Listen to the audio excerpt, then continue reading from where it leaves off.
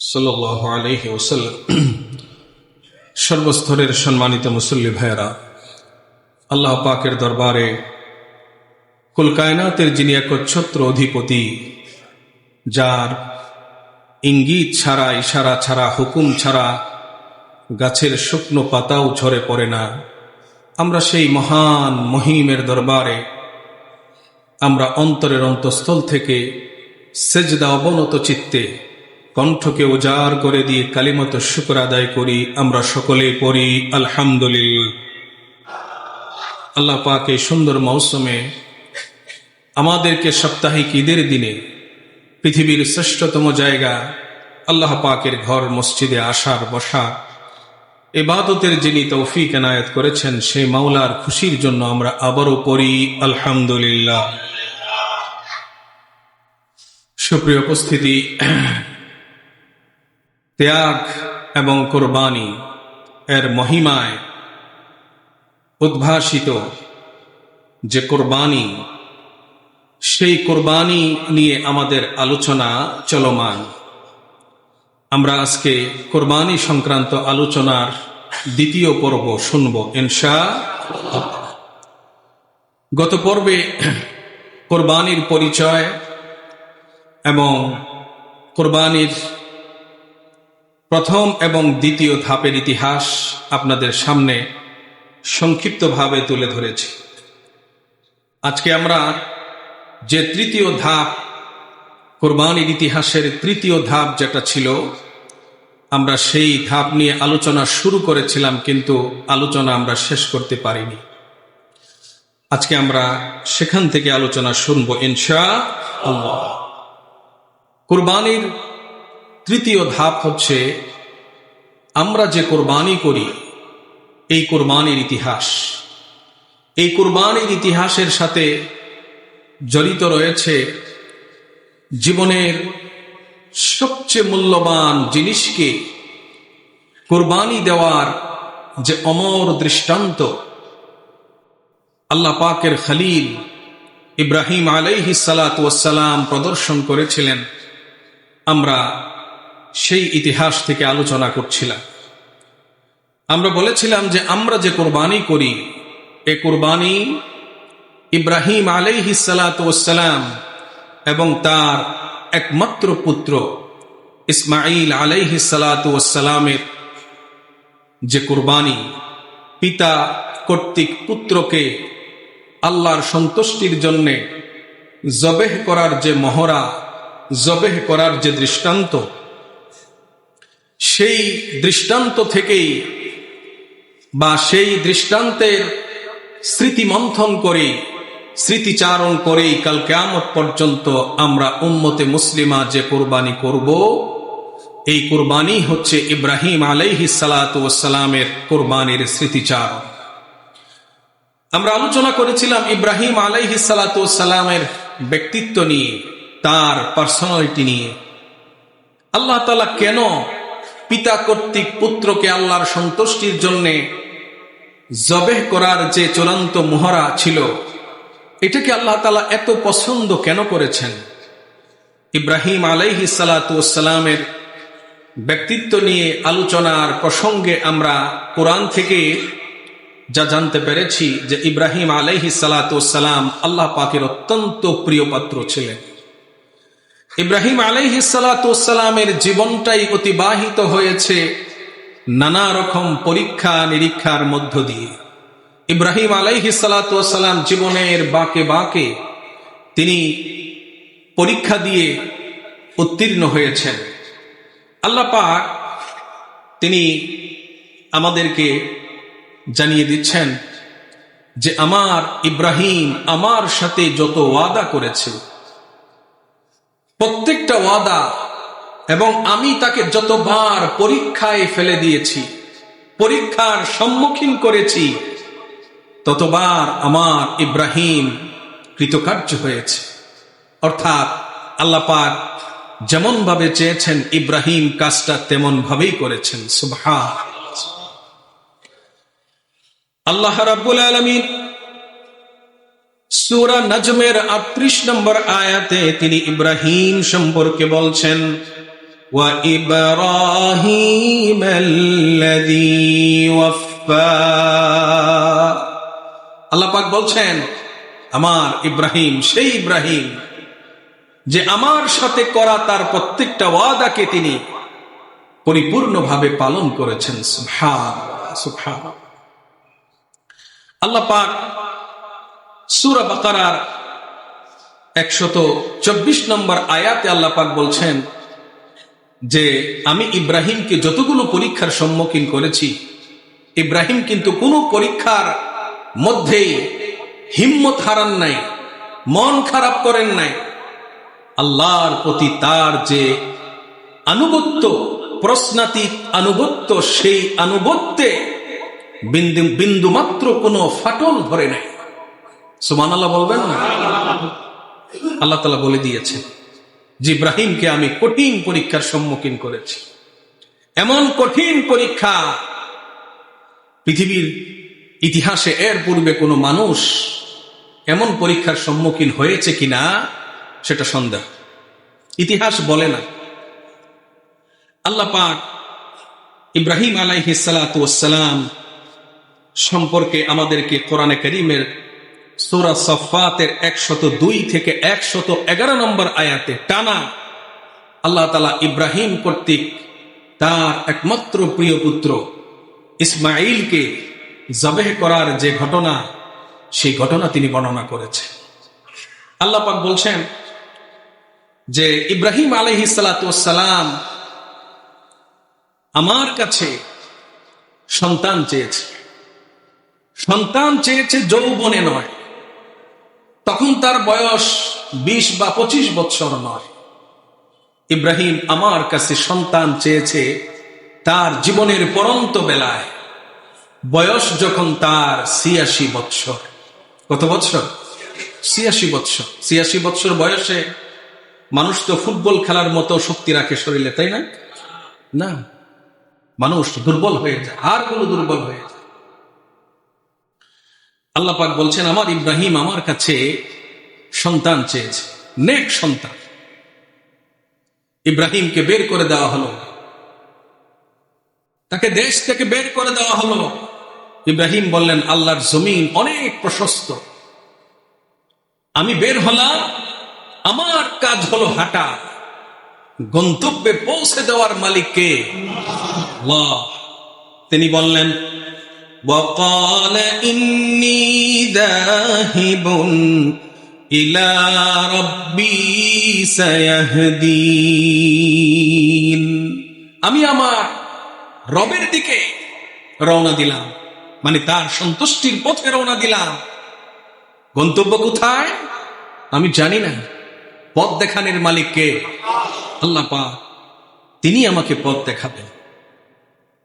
ইব্রাহিম আলাইহিস সালাতু ওয়াস সালাম শেষ বয়সে সন্তান চাইলেন, কি দোয়াটা করেছিলেন আল্লাহ তাআলা সেই দোয়াটা আমাদের জন্য কোট করে দিলেন কোরআনে কারীমে।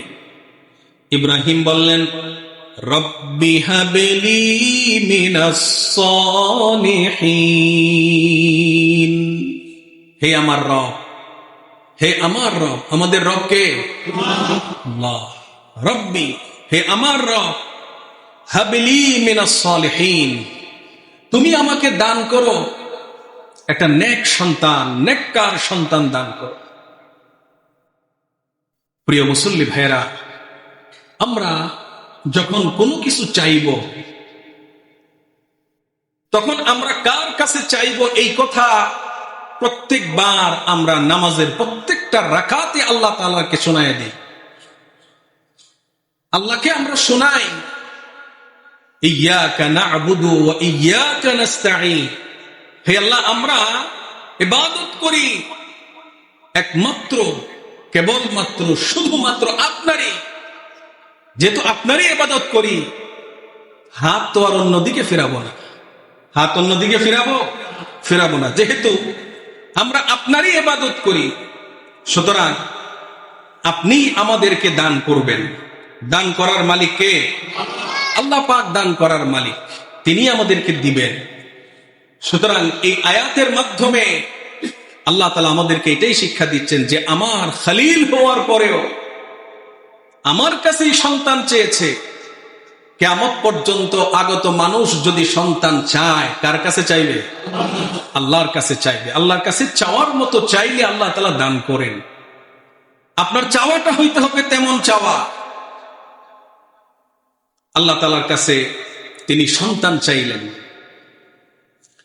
তো আল্লাহ পাক বললেন ফাবাশশারনাহু বিগুলামিন হালিম, আমি ইব্রাহিমকে এমন একজন সন্তানের সুসংবাদ দিলাম শেষ বয়সে, যে সন্তানটা হবে অত্যন্ত ধৈর্যশীল এবং সহনশীল। সুবহানাল্লাহ, সুবহানাল্লাহ। ইব্রাহিম আলাইহিস সালাতু ওয়াস সালামকে আল্লাহ তাআলা কেমন ধৈর্যশীল এবং সহনশীল সন্তান দান করেছিলেন তা কোরআনের এই আয়াতের পরের অংশ থেকে আমরা আন্দাজ করতে পারি।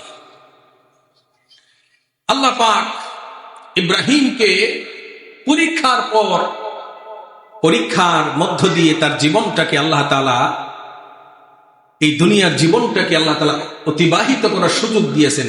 পরতে পরতে পরীক্ষা। ইব্রাহিম আলাইহিস সালাতু ওয়াস সালামকে শেষ বয়সে সন্তান দিয়েছেন। যখন দেখা গেল যে খলিলের মনে সন্তানের প্রতি টান সৃষ্টি হয়েছে, এখানে একটা বিষয় আপনাকে আমাকে জানতে হবে যে আল্লাহ তাআলা আমাদের নবীকে বানিয়েছেন হাবিব, আর ইব্রাহিমকে বানিয়েছেন খলিল। এই হাবিব এবং খলিল দুইটা শব্দের মধ্যে পার্থক্য কি? এই দুটো শব্দের মধ্যে পার্থক্য হলো, আমাদের নবী আল্লাহ তাআলার কাছে যা তিনি চাইতেন প্রকাশ্যে, গোপনে, ইঙ্গিতে, আল্লাহ পাক যেহেতু তার বন্ধু, তিনি পরিপূর্ণভাবে তা পূরণ করতেন। সুবহানাল্লাহ। আমাদের নবী চাইতেন, আর কে পূরণ করতেন? আল্লাহ পূরণ করতেন। এটা হচ্ছে হাবিবের দাবি। খলিলের দাবি কি? আল্লাহ তাআলা ইব্রাহিমকে বানিয়েছেন অন্তরঙ্গ বন্ধু, খলিল। এর অর্থ হলো আল্লাহ পাক তার কাছে যা চাইবেন তাই তিনি পরিপূর্ণভাবে অক্ষরে অক্ষরে তিনি পালন করবেন।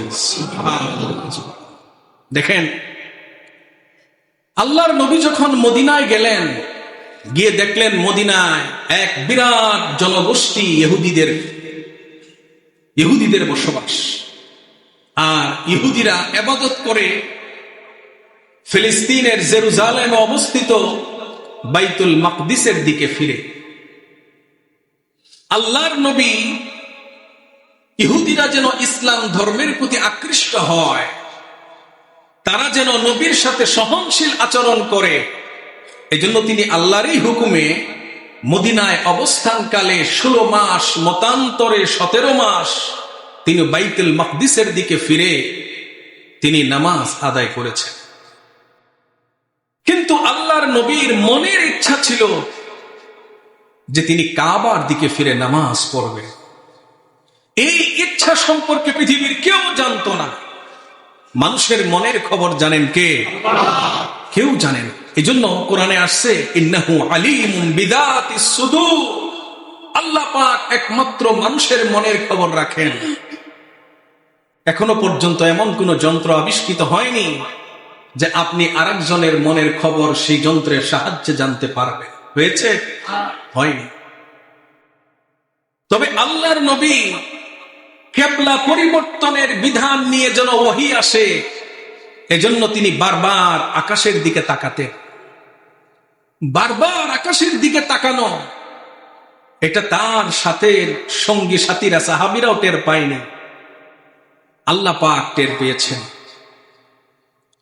আল্লাহ রাব্বুল আলামিন টের পেয়ে বললেন, قد نرى تقلب وجهك في السماء, হে নবী আপনি বারবার আকাশ পানে কেন তাকান? পৃথিবীর কেউ না বুঝলেও আমি বুঝি। আমি বুঝি, আপনি কেন তাকান? কেউ জানে না, কেউ বুঝে না। আল্লাহ রাব্বুল আলামিন তার নবীর মনের এই গোপন চাওয়াটাকে তিনি পূর্ণ করে দিলেন। আদেশ এসে গেল, ফাওয়াল্লি ওয়াজহাকা শাতরাল মাসজিদিল হারাম। হে নবী, মসজিদে হারামের দিকে মুখ করে নামাজ আদায় করো। যখন এই আয়াত নিয়ে, এই নির্দেশ নিয়ে যখন ফেরেশতা আসলো, নবী তখন নামাজ পড়ছিলেন কোন মসজিদে? মসজিদে যুল কিবলাতাইন। যারা হজ করেছেন, উমরা করেছেন, তারা সেই মসজিদ জিয়ারত করেছেন। আল্লাহর নবীর নামাজের মধ্যেই তিনি হেরেম শরীফের দিকে, কাবা শরীফের দিকে তিনি মুখ করে ফেললেন। বাকি নামাজ সেদিকে ফিরে আদায় করলেন। আমার বলার বিষয় হচ্ছে, নবী চেয়েছেন, পৃথিবীর কেউ জানে না। আল্লাহ পাক তার নবীর সেই আশাকেও পূর্ণ করেছেন, কারণ তিনি তো হাবিব। এমনি ভাবে আল্লাহ রাব্বুল আলামিন ইব্রাহিম আলাইহিস সালাতু ওয়াস সালামের মনের মধ্যে যখন দেখতে পেলেন ৮৬ বছর বয়সে দান করা সন্তানের প্রতি তার একটু মনের টান, এই মনের মধ্যে আমি আল্লাহ রাব্বুল আলামিনের আকর্ষণ ছাড়া, টান ছাড়া, মুহাব্বত ছাড়া আর কারো মহব্বত থাকতে পারে না। আর কোনো মহব্বত এখানে চলবে না। আল্লাহ বললেন, ফেরেশতা হবে তোমার পথ নির্দেশক। তুমি তোমার স্ত্রীকে নিয়ে কোথায় যাবে, ফেরেশতাই বলে দিবে। ফেরেশতা পথ দেখাতে দেখাতে স্বামী, স্ত্রী এবং একটি দুধের বাচ্চাকে নিয়ে আসলেন বর্তমান কাবা শরীফের পাশে, যেখানে বিরে জমজম বা জমজম কূপটা যেখানে, ঠিক সেখানে চলে আসে। ইব্রাহিম আলাইহিস সালাতু ওয়াস সালাম ২-১ দিন সঙ্গ দিয়ে এই জায়গায়, যেখানে কোনো ঘর বাড়ি নাই, পশু পাখি নাই, গাছ লতা পাতা কিছুই নাই, পানির ব্যবস্থা নাই, খাবার তো দূর কি বাত হ্যায়, এমন একটা নির্জন চটিয়াল একটি পাহাড়ি জায়গার মধ্যে এই কচি বাচ্চা একজন অবলা নারীর হাতে দিয়ে, মাত্র ১-২ দিনের খাবার আছে, আর মশকের মধ্যে সামান্য একটু পানি আছে। ইব্রাহিম চলে যাচ্ছে। ইব্রাহিম আলাইহিস সালাতু ওয়াস সালাম যখন চলে যাচ্ছেন, তখন তার স্ত্রী বুঝতে পারলো ইব্রাহিম চলে যাচ্ছেন। স্ত্রী পিছনে পিছনে দৌড় দিলেন, জিজ্ঞেস করলেন, স্বামী গো, আপনি কোথায় যাচ্ছেন আমাদেরকে নির্জন জায়গায় রেখে? ইব্রাহিম আলাইহিস সালাতু ওয়াস সালাম সামনের দিকে তাকিয়ে শুধু হাঁটতে লাগলেন, পিছনে স্ত্রীর দিকে তাকান না। পাশে যদি মনের মধ্যে দয়া মায়ার সৃষ্টি হয়ে যায়, একবার, দুইবার, তৃতীয়বার যখন স্ত্রী জিজ্ঞেস করলেন, স্বামী গো, এমন একটা জায়গায় আমাদেরকে রেখে আপনি কোথায় যাচ্ছেন, আমাদেরকে কে দেখাশোনা করবে? আল্লাহর নবী ইব্রাহিম আলাইহিস সালাতু ওয়াস সালাম মুখে কোনো উত্তর দিতে পারছিলেন না, বুক ফেটে যাচ্ছিল। আকাশের দিকে হাতটা তুলে তিনি শুধু দেখালেন, আমি আমার নিজের ইচ্ছায় তোমাদেরকে এখানে রেখে যাচ্ছি না, তোমাদেরকে এখানে রেখে যাচ্ছি আমি সেই আল্লাহ রাব্বুল আলামিনের নির্দেশে, যিনি আমাকে নমরুদের বিশাল অগ্নিকুণ্ড থেকে হেফাজত করেছিলেন। তখন বিবি হাজেরা তিনি বুঝতে পারলেন আল্লাহর নির্দেশ। নবীর স্ত্রী কোন উচ্চবাচ্য করলেন না। নবীর স্ত্রী হয়ে সেদিন তিনি বলেছিলেন, যে আল্লাহ আপনাকে রক্ষা করেছেন বিশাল অগ্নিকুণ্ড থেকে, সে আল্লাহ আজও আছেন, তিনি আমাদেরকে রক্ষা করবেন। রক্ষা করার মালিক কে? জোরে বলে, আল্লাহ পাক রক্ষা করার মালিক। আমাদের মুসলমান ভাইদের উপরে ভারতের পশ্চিমবঙ্গ সহ বিভিন্ন অঞ্চলে যে অমানসিক নির্যাতন চলছে, এই নির্যাতন আরশে বসে একজন দেখছেন, তিনি কে? আল্লাহ পাক দেখছেন। এই নির্যাতনের একটা শেষ আছে। এই নির্যাতনে যারা প্রাণ হারাবে তারা নিঃসন্দেহে শাহাদতের মর্যাদা লাভ করবে, ঠিক কিনা? নিঃসন্দেহে। মসজিদের পর মসজিদ ঘুরিয়ে দেওয়া হচ্ছে, বলা হচ্ছে পশ্চিমবঙ্গে কোনো মসজিদ থাকবে না, মসজিদগুলোকে মন্দির বানানো হবে, এবং মুসলমানকে ধরে বেঁধে পিটানো হচ্ছে আর বলা হচ্ছে তেরে আল্লাহকে বুলা, তোর আল্লাহকে ডাক, তোর ঘুমন্ত আল্লাহকে ডাক। আল্লাহ কি ঘুমায়? কথা জোরে বলতে হবে, আল্লাহ কি ঘুমায়? আল্লাহ পাক তিনি ঘুমান না। গাছের শুকনা পাতা পড়লেও তার হুকুম লাগে। সেই আল্লাহ রাব্বুল আলামিন নিজের সম্পর্কে বলেছেন লা তাখুযুহু সিনাতুন ওয়ালা নাওম। ঘুম তো দূরের কথা, আমার আল্লাহ রাব্বুল আলামিনকে সামান্য তন্দ্রাও স্পর্শ করে না।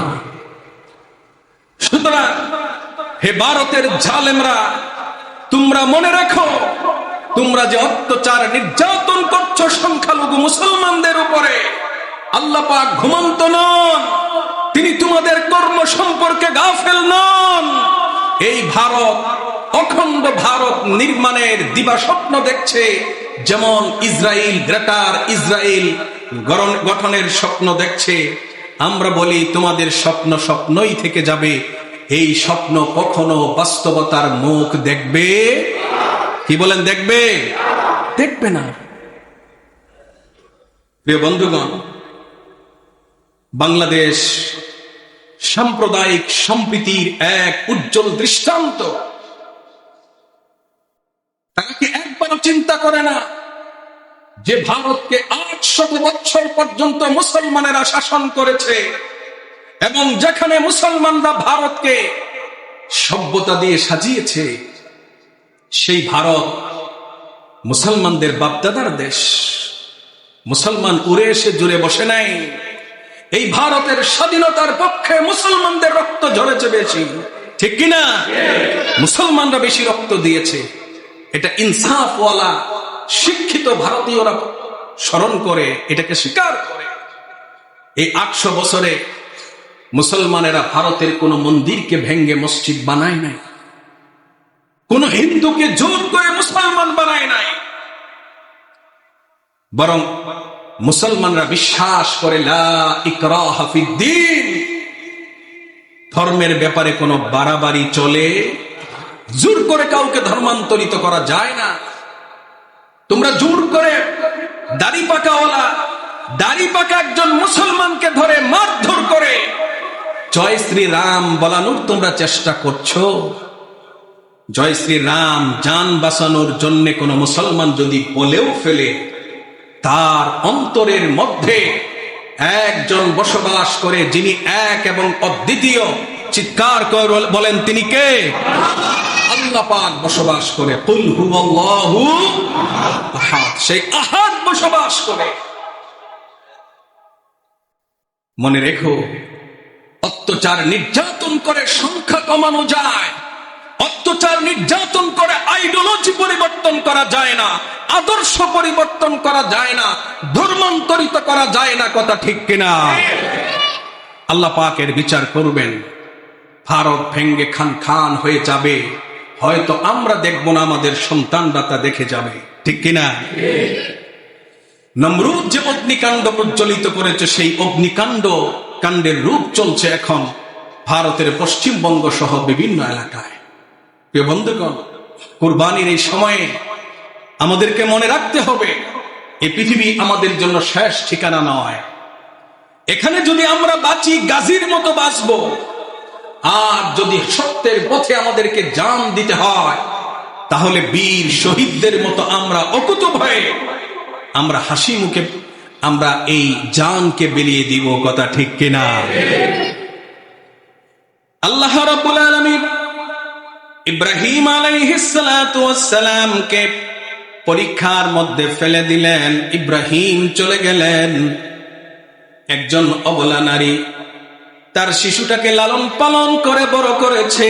যখন সে 10 থেকে 11 বছর বয়সে বাচ্চা, 10 থেকে 11 বছর বয়স, এমন সময় একদিন ইব্রাহিম তাদেরকে দেখতে আসলেন। দীর্ঘ সময় পরে ইসমাঈল আলাইহিস সালাতু ওয়াস সালাম তার বাবাকে দেখে তিনি যার পর নাই খুশি হলেন। বাবার সাথে যখন তিনি চলেন, তখন কখনো তিনি ডানে, কখনো বামে, খুশিতে কখনো সামনে সামনে তিনি দৌড়াইতে থাকেন। আবার কখনো কখনো বাবা সামনের দিকে হেঁটে যায়, ছোট্ট সেই শিশু আবার বালক ইব্রাহিম দৌড়াইতে দৌড়াইতে আব্বু আব্বু বলে, আব্বা আব্বা বলে সামনের দিকে আসে। এই দৌড়ানোটা আমার আল্লাহ রাব্বুল আলামিনের কাছে পছন্দ হয়েছে। আল্লাহ রাব্বুল আলামিন বলেন, ফালাম্মা বালাগা মাহুস সা'য়া ফালাম্মা বালাগা মাহুস সা'য়া قال يا بني إني أرى في المنام أني أذبحك। এই সন্তান যখন বাবার সাথে চলাফেরার বয়সে পৌঁছালো, যখন বাবার সাথে ছোটখাটো কাজে যখন সহযোগিতা করতে পারে, এমন বয়সে যখন পৌঁছালো যে বয়সে সন্তানের প্রতি পিতামাতার আকর্ষণ বেড়ে যায়, এমন সময় আল্লাহ পাক তাকে আরেকটা পরীক্ষার সম্মুখীন করে দিলেন। আল্লাহ পাক ইব্রাহিমকে স্বপ্নে দেখালেন, তাকে স্বপ্নে দেখালেন, আদেশ দিলেন, তুমি তোমার জীবনের সবচাইতে প্রিয় পুত্রটা, তুমি প্রিয় জিনিসটাকে তুমি আল্লাহর রাস্তায় কোরবানি করো। ইব্রাহিম আলাইহিস সালাতু ওয়াস সালাম উট কুরবানি করলেন। আল্লাহর প্রতি তিনি আরো অনেক ত্যাগ তিতিক্ষা পেশ করলেন, কিন্তু একই স্বপ্ন তিনি বারবার দেখেন। এরপর তিনি বুঝতে পারলেন তার জীবনে সবচেয়ে মূল্যবান জিনিস হচ্ছে, দামি জিনিস হচ্ছে তার একমাত্র পুত্র ইসমাইল। এই জন্য তিনি হঠাৎ করে ইসমাইলকে ধরে তিনি জবেহ করার চিন্তা করলেন না, কারণ এই ইসমাইলও একজন নবী হবেন এবং তার বংশে আসবে মানবতার বন্ধু বিশ্বনবী মুহাম্মদুর রাসূলুল্লাহ সাল্লাল্লাহু আলাইহি ওয়াসাল্লাম। এজন্যে তিনি একই স্বপ্ন বারবার দেখে, নবীদের স্বপ্ন ওহীর একটা অংশ। তিনি বললেন, অত্যন্ত আদর করে বললেন, ইয়া বুনাইয়া, হে আমার প্রিয় বৎস, ইন্নী আরা ফিল মানাম, আমি স্বপ্নে দেখেছি, আন্নী আযবাহুক, আমি যেন তোমাকে জবাহ করছি। আমি এমন স্বপ্নে দেখেছি, যিনি ভবিষ্যতে নবী হবেন তাকে ছোটবেলা থেকেই দেখাশোনার দায়িত্ব নেন কে? আল্লাহ পাক। আল্লাহ পাক তার মনমানসিকতা, তার তরবিয়তটা আল্লাহ পাক সেভাবেই তিনি করেন। দেখেন বালক ইসমাইল তিনি জবাব কি দিলেন। তিনি এই কথা বললেন না যে আমাকে আর আমার অসহায় মাকে রেখে আপনি চলে গেলেন, আমরা কি খাইলাম, আমরা কিভাবে এখানে ছিলাম, আপনি খুঁজও নিলেন না। আপনি কেমন বাবা, আপনি তো একজন পাষাণ বাবা। আজকে এত বছর পরে এসে আপনি বলছেন আমাকে জবাই করবেন। এমন কথা কি তিনি বলেছেন? এমন কথা তিনি বলেননি। দেখেন তিনি কি বলেছেন।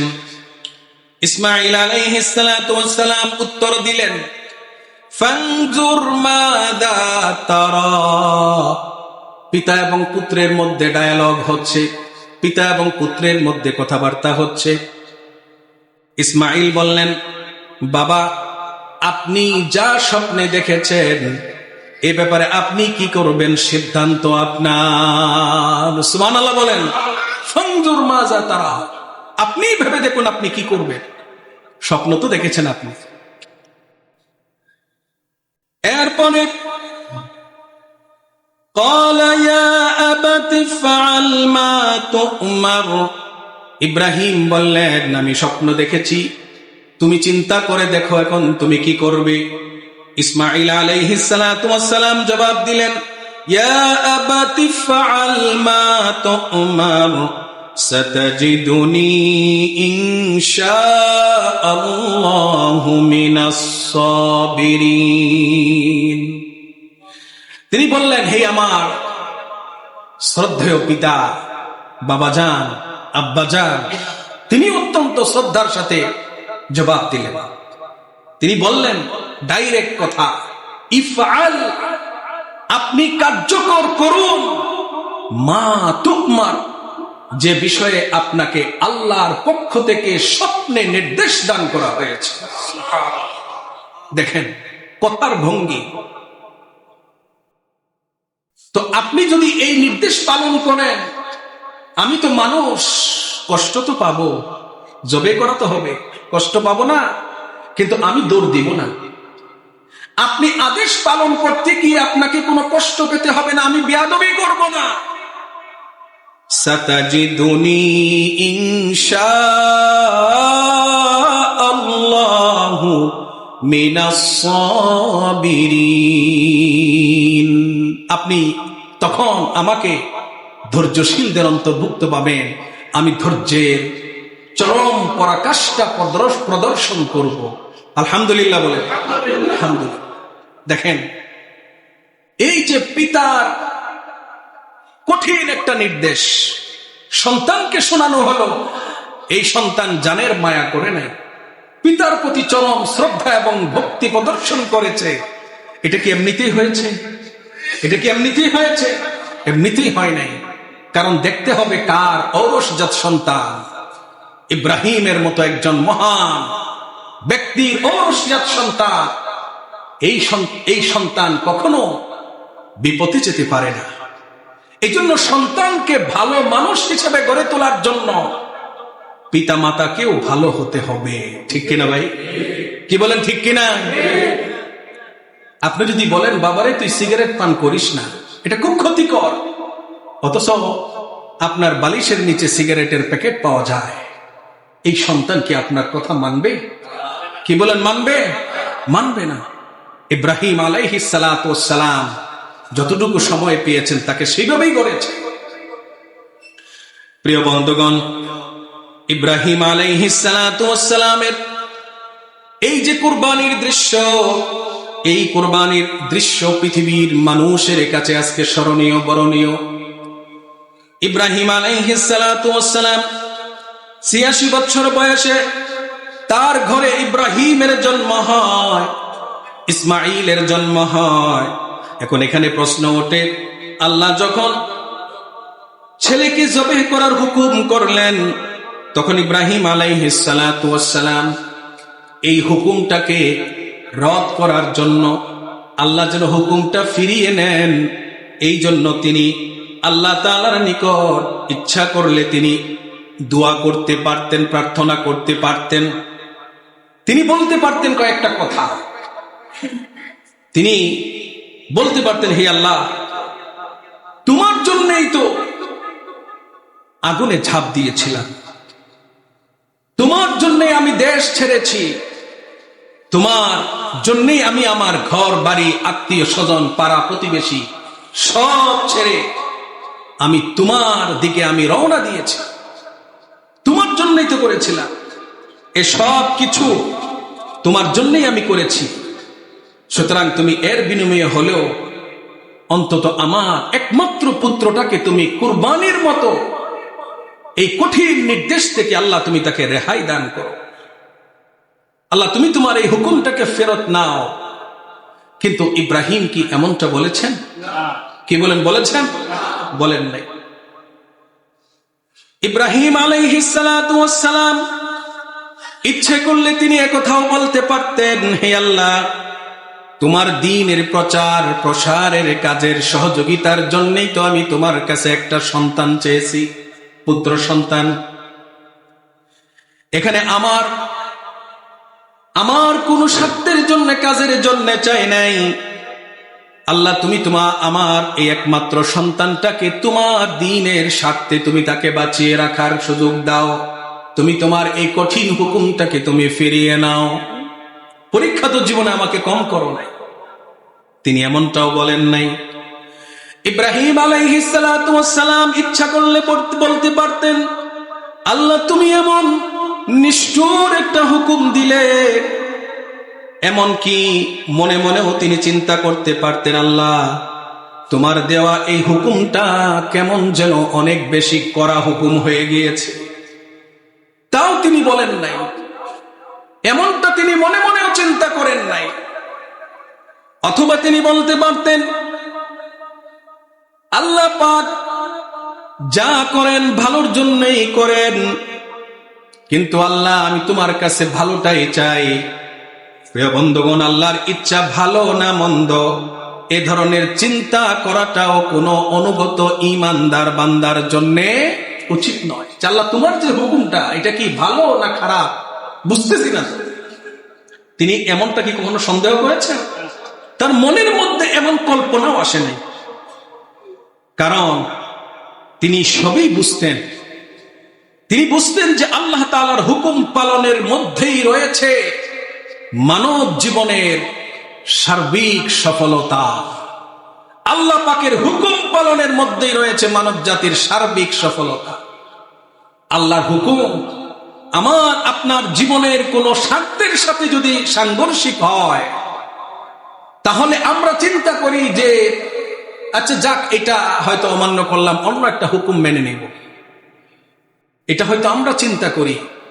কিন্তু আল্লাহর নেককার, মুত্তাকি, পরহেজগার, ঈমানদার বান্দারা তারা কখনো আল্লাহর হুকুমের ব্যাপারে এটা কল্পনাও করে না যে এটা কি ভালো হবে না খারাপ হবে। ঠিক কিনা ভাই? এজন্যই মানব জীবনের সার্বিক সফলতা হচ্ছে আল্লাহ পাকের হুকুম মানার মধ্যে। এজন্যই কোরআনে কারীমের সূরা নূরের 52 নম্বর আয়াতে আমার আল্লাহ রাব্বুল আলামিন বলেন, وَمَن يُطِعِ اللَّهَ وَرَسُولَهُ وَيَخْشَ اللَّهَ وَيَتَّقِهِ فَأُولَئِكَ هُمُ الْفَائِزُونَ। আল্লাহ পাক বলছেন, যারা দুনিয়ার সকল ক্ষেত্রে আমার এবং আমার রাসূলের বিধানকে মেনে চলবে এবং জীবনের সকল ক্ষেত্রে আমি আল্লাহ তাআলাকে ভয় করবে এবং আমার অবাধ্যতা পরিহার করবে, আল্লাহ পাক বলছেন এরাই দুনিয়া এবং আখিরাতে প্রকৃত সফল কাম। সুবহানাল্লাহ, সুবহানাল্লাহ। প্রিয় বন্ধুগণ, ইব্রাহিম আলাইহিস সালাতু ওয়াস সালাম তিনি আমাদেরকে এটাই শিক্ষা দিলেন যে আল্লাহর হুকুম বিনা বাক্যবে প্রশ্নাতীত ভাবে আল্লাহর হুকুম মেনে নিতে হবে। ঠিক কিনা ভাই? আমরা অনেক সময় দেখি মুসলমান যদি কখনো শুনে অমুক জায়গায় মসজিদে হামলা করা হয়েছে, তাহলে জান দিয়ে দিবে। কিন্তু যদি বলা হয় ভাই নামাজের সময় হয়েছে, বলে আমার কাপড় খারাপ। কি বলে? কাপড় খারাপ, কাপড় নষ্ট। এজন্যই কবি বলেন, মসজিদ কে লিয়ে सर कटाने को तैयार है लेकिन मस्जिद में सर झुकाने को नहीं। অমুক জায়গায় মসজিদে হামলা হয়েছে, তাহলে তো আর কথাই নাই, জান দিয়ে দিবে। কিন্তু যদি বলা হয় মসজিদে আসো, আল্লাহর বিধানের সামনে মাথা নত করো, এইটা বড় কষ্ট লাগে, এটা বড় ভারী মনে হয়। ঠিক কিনা ভাই? এজন্যই কবি বলেন, নবী করিম কা নাম সুনতে হি ঝুম জাতে হ্যায়, নবী করিম কা হুকুম সুনতে হি ঘুম জাতে হ্যায়। নবী করিম সাল্লাল্লাহু আলাইহি ওয়াসাল্লামের নাম শোনার সাথে সাথে কত কিছু করে মানুষ। নবীর নাম শোনার সাথে সাথে একেবারে স্থিমিত হয়ে আসে, ভক্তি শ্রদ্ধায় নত হয়ে আসে। কিন্তু যদি বলা হয় যে ভাই তুমি যে সুদি কারবারটা করতেছো, নবী কিন্তু নিষেধ করছে, তখন মুখটা অন্যদিকে ফিরিয়ে নেয়। ঘুম যাতে, ঘুম যাওয়া মানে কি? মুখ অন্যদিকে ফিরিয়ে নেওয়া। নবীর নাম শুনে গরু জবাই করতে পারবে, অনেক কিছু করতে পারবে, কিন্তু নবীর হুকুমের সামনে না, তখন মুখটা অন্যদিকে ফিরিয়ে নিবে। ইব্রাহিম আলাইহিস সালাতু ওয়াস সালাম আমাদেরকে এটাই শিক্ষা দিয়েছেন, আল্লাহ এবং তার রাসূলের বিধানের সামনে যখন আপনি আমি নিঃশর্তভাবে আত্মসমর্পণ করতে পারবো, এটাকে যখন প্রশ্নাতীতভাবে মানতে পারবো, তখনই দুনিয়া এবং আখিরাতে আমাদের সফলতা আসবে, ঠিক কিনা? প্রিয় বন্ধুগণ, কোরবানির আলোচনা চলমান থাকবে। আমরা এই আলোচনা আজকের এই পর্ব এই পর্যন্তই। আমরা যেহেতু 2-1 দিনের মধ্যেই জিলহজ মাসের চাঁদ আমরা দেখব ইনশাআল্লাহ, এই জন্য জিলহজ মাসের প্রথম 10 দিন, যে 10টা দিন আল্লাহ তাআলার কাছে অত্যন্ত প্রিয়,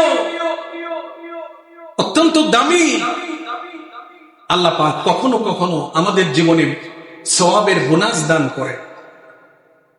আল্লাহ তাআলা কিছু কিছু দিনকে, কিছু কিছু রাতের উপরে, কোন রাতকে কোন দিনের উপরে আল্লাহ পাক প্রাধান্য দিয়েছেন। 12টা মাসের কোন মাসকে আল্লাহ তাআলা অন্য মাসের উপরে প্রাধান্য দিয়েছেন। রমজান মাসে আল্লাহ যা দিয়েছেন বাকি 11 মাসে তা দিয়েছেন। কথা বলে, রমজান মাসে নফল পড়লে ফরজের সমান সওয়াব। সুবহানাল্লাহ।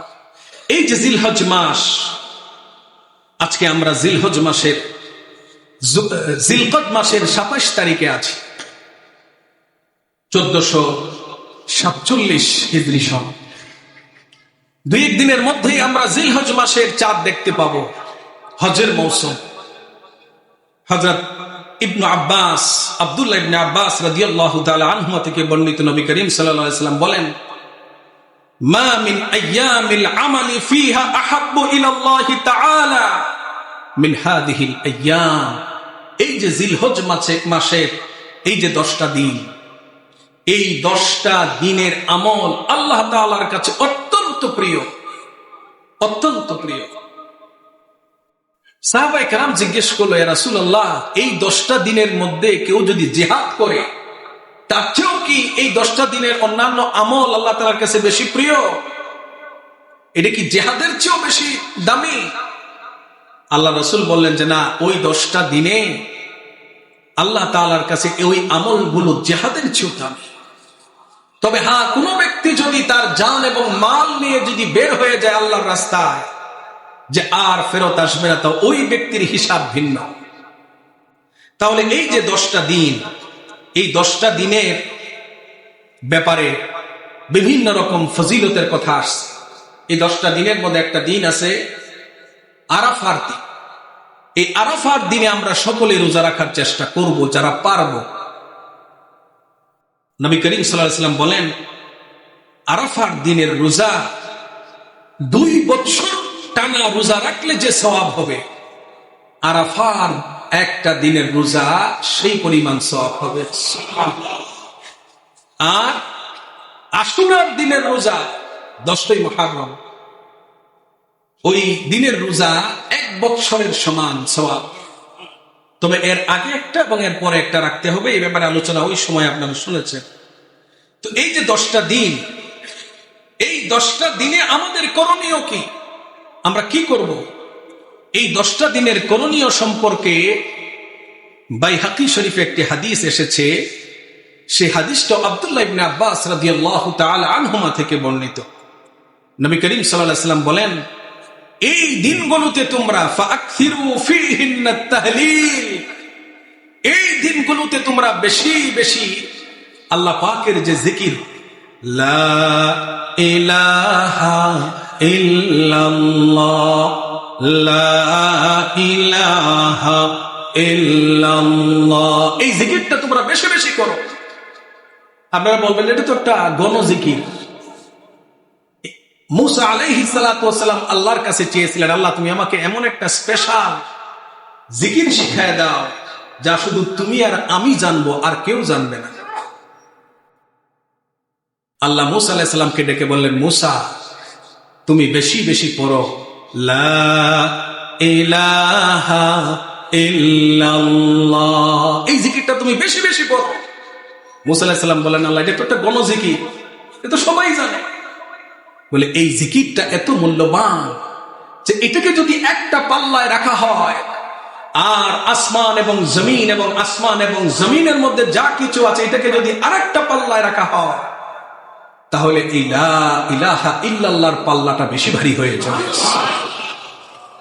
এই দিনে তোমরা আল্লাহ পাকের বরত্ব ঘোষণা করো, তাকবীর পড়ো, আল্লাহু আকবার, আল্লাহু আকবার, এটা বেশি বেশি পড়ো। এবং আরো অন্যান্য যে জিকির আছে, সুবহানাল্লাহ ওয়ালহামদুলিল্লাহ লা ইলাহা ইল্লাল্লাহ আল্লাহু আকবার, এই জিকিরগুলো আমরা বেশি বেশি করব। মনে রাখবেন, আল্লাহর কাছে শ্রেষ্ঠ জিকির হচ্ছে কোরআন তেলাওয়াত। আমরা কোরআন তেলাওয়াতটাও করব, এবং যাদের পক্ষে সম্ভব হয় এই দিনগুলোতে আমরা রোজা রাখার চেষ্টা করব। আল্লাহ তাআলা এই দিনগুলোর ইবাদত আল্লাহর কাছে এতটা প্রিয়, আপনি যে কোনো নেক আমল করবেন, এই দিনগুলোর নেক আমল, একটা আদনা নেক আমলকে আল্লাহ তাআলা 700 গুণ বৃদ্ধি করে আপনার আমল নামায় দিয়ে দিবেন। সুবহানাল্লাহ। আল্লাহ তাআলা আমাদেরকে আমল করার তৌফিক দান করুন। যারা সুন্নাত পড়েন নাই, সুন্নাত আদায় করুন।